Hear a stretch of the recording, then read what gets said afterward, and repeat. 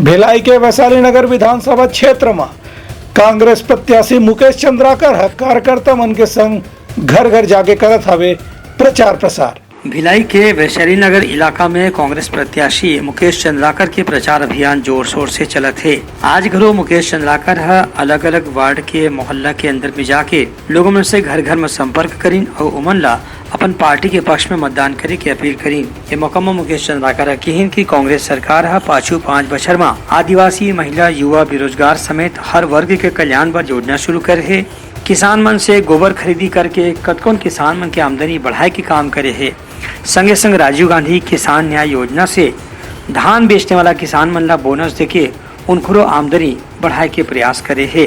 उनका कहना है कि मुख्यमंत्री भूपेश बघेल के नेतृत्व में कांग्रेस जो 5 बछर में काम करे है ओखरे से ऐसे उम्मीद बनत है कि ये दरी कांग्रेस भारी बहुमत से दोबारा सरकार बनाए बर तैयार रही। ब्यूरो रिपोर्ट उत्तलंघा न्यूज।